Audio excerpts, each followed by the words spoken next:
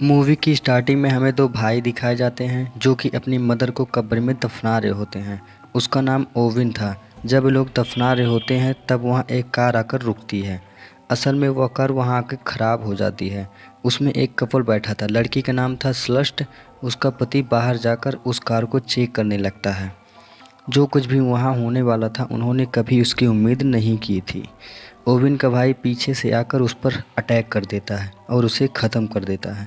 उसके बाद स्लट को पकड़ के अपने साथ कहीं ले जाता। उन्हें देखकर ऐसा लग रहा था कि वे अच्छे लोग नहीं हैं।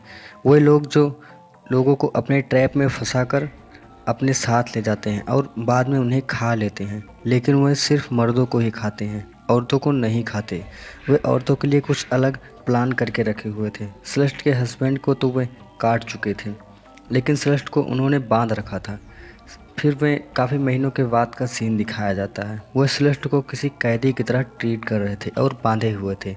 फिर हमें पता चलता है कि वे औरतों को क्यों नहीं मारते। सेलेस्ट असल में प्रेग्नेंट होती है।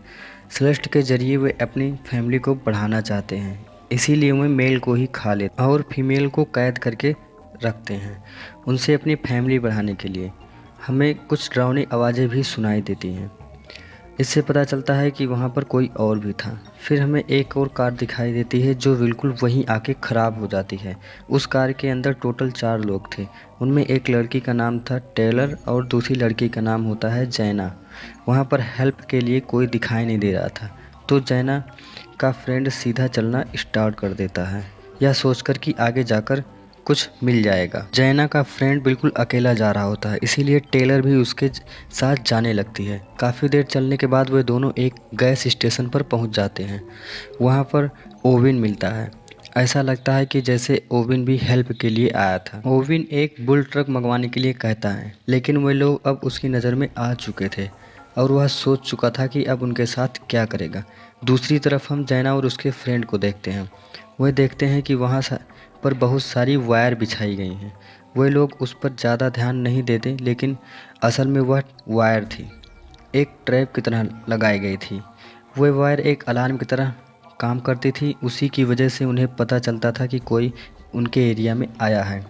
जैना और उसके फ्रेंड आराम से कार में बैठे हुए थे, लेकिन तभी पता चलता है कोई उसकी पिक्चर ले रहा है और वह ओविन का भाई ही था।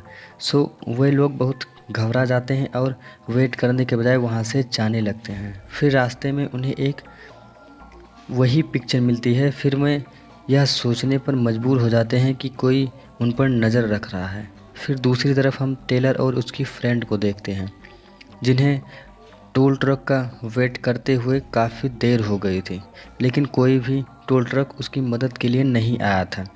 फिर टेलर की फ्रेंड वहाँ से जाने लगती है और टेलर से कहती है, जब तुम टोल ट्रक मंगवा लेना तो रास्ते में उसे पिक कर लेना। अब जो कि टेलर अकेला था, इसीलिए ओविन उसे आसानी से मार सकता था, लेकिन टेलर के फ्रेंड से हेल्प मांगता है और इस बहाने वह उसे बेहोश कर देता है। टेलर वहाँ जंगल में बहुत डर जाती है और वह वापस उस गैस स्टेशन पर आ जाती है और वहाँ पर ओविन उसे भी पकड़ लेता है। ओविन टेलर के फ्रेंड को बांध देता है और वह टेलर को भी अच्छी तरह से पैक करके ले जा रहा होता है। दूसरी तरफ जैना और उसका फ्रेंड और आगे बढ़ते जा रहे थे और रास्ते में उन्हें एक और पिक्चर मिल जाती है जो कि उनके फ्रेंड की थी। अब उनको टेंशन और बढ़ जाती है। वो देख ही रहे थे कि वहाँ पर ओविन का भाई आ जाता है जो कि पागल था। जैना तो वहाँ से भागने में कामयाब हो जाती है, पर उसका फ्रेंड नहीं कामयाब हो पाता। भागते भागते जैना एक घर के सामने आके रुक जाती है, जिसे देखकर जैना को थोड़ी तसल्ली मिलती है। बल्कि टेंशन की बात यह थी कि वह घर भी उन्हीं भाइयों का था। इससे पहले वह कुछ सोचती वहाँ से एक गाड़ी गुजरती है, लेकिन किस्मत उन लोगों का साथ नहीं देती। उस गाड़ी में कोई और नहीं, ओविन था, जो कि टेलर को अपने साथ ले जा रहा होता। अब तो जैना भी उसे मिल जाती है और वह उन दोनों को साथ ले जाता है घर पे। घर पहुंचते ही जैना पुलिस को कॉल कर देती है। वहां पर जैना को बहुत सारी पिक्चर भी दिखाई देने को मिलती हैं जो कि विक्टिम की थी। वहां पर उसे पता चलता है कि वह बहुत बड़ी मुसीबत में फंस चुकी है। फिर वह दोनों फ्रेंड टेलर और जैना को बांध देता है। फिर वहीं उसके सामने उसके फ्रेंड को काट डालता है और वहीं उसकी गर्दन मरोड़कर मार देता है। ओबिन ने उसके फ्रेंड को उसके सामने ही मारता है ताकि उसको रियलाइज़ हो सके कि भागना कोई अच्छी बात नहीं है। फिर ओविन अगले शिकार के लिए गैस स्टेशन पर चला जाता है, जबकि ओविन का भाई पीछे से जैना के फ्रेंड को काटने लगता है। फिर वह लड़कियां एक दूसरे के साथ देते हुए आज़ाद हो जाती हैं, लेकिन लड़कियों को समझ में नहीं आ रहा होता है कि आखिर कहाँ जाना है। इतनी देर में तो वहाँ पे टोल ट्रक वाला भी आ जाता है, जो कि एक बूढ़ा आदमी था। टेलर और जैना उसकी सारी बातें बता देती हैं, इसीलिए वह बूढ़ा आदमी उन्हें लेकर जल्दी से चला जाता है। लेकिन वह बूढ़ा आदमी कोई और नहीं, उन भाइयों का अंकल था, और वह सब मिलकर ही काम करते हैं, यानी उन भाइयों का अंकल भी उन्हीं के साथ मिला हुआ था। फिर वह बूढ़ा आदमी उन सबको एक जगह ले जाता है, जहाँ पर वह उन सभी विक्टिम की गाड़ियों को पार करते हैं, और वह बूढ़ा आदमी उन लड़कियों को गन पॉइंट कर देता है और उनको घर पे ले जाता है। लेकिन रास्ते में ही ओविन का पागल भाई उसे काट देता है, अटैक करके मार देता है। अब यह सब करना यानी फीमेल को मारना उनके रूल के खिलाफ था, लेकिन फिर भी उसने ऐसा कर दिया होता है। घर पर उसको उसका अंकल समझा रहा होता है कि हमें रूल के अकॉर्डिंग ही काम करना है, लेकिन ओविन का भाई एकदम पागल था और किसी को भी नहीं सुनता था। फिर हमें यहाँ पर पता चलता है कि जो डरावनी आवाज़ें सुनाई दे रही थी वह कोई और नहीं बल्कि इन दोनों भाइयों का तीसरा भाई है। अब सवाल यह उठता है कि उन्होंने उसे कैद क्यों किया हुआ था। उन दोनों के कन्वर्सेशन के दौरान वही समझदारी से ब्लेड उठा लेती है और जैना को किसी और के साथ नहीं बल्कि सलस्ट के साथ बंद कर दिया जाता है। जैना जब सलस्ट का हाल देखती है तो सोचती है अगर वह टाइम से ना भागी तो उसका भी यही अंजाम होगा। हम देखते हैं सलस्ट ना तो बोल रही थी और न चिल्ला रही थी। असल में उन दोनों ने उसकी जुबान काट दी थी, इसीलिए वह हेल्प के लिए भी नहीं चिल्ला रही थी। जैना जल्दी से सलस्ट को आज़ाद कर देती है। अब वह ब्लेड होता है सलस्ट के हाथ में। इतना दिन कैद होने के बाद सलस्ट को आज़ादी नज़र आने लगती है, इसीलिए पहले वह अपने बच्चे को मारती है, फिर खुद को मारकर वह मर जाती है। तभी ओविन का भाई आ जाता है, लेकिन जब वह सलस्ट की बॉडी को देखता है तो उसे बहुत दुख होता है।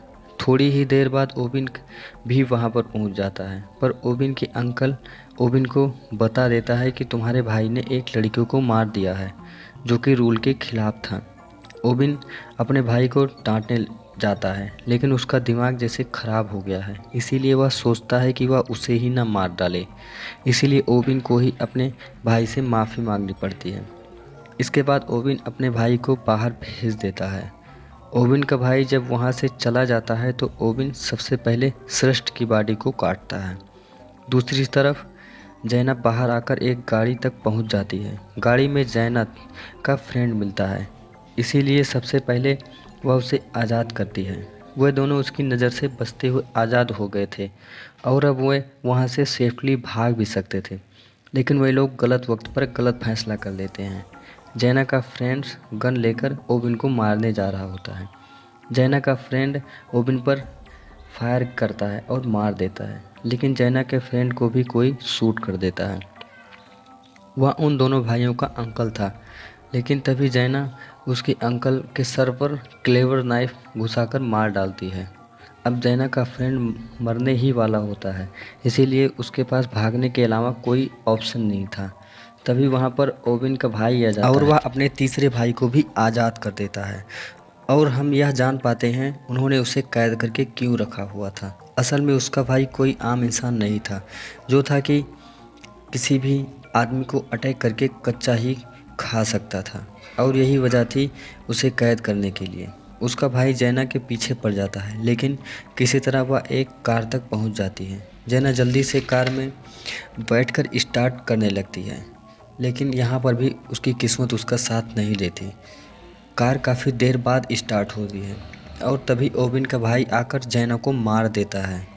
जैना को मरते ही यह मूवी एंड हो जाती है। Thanks for watching.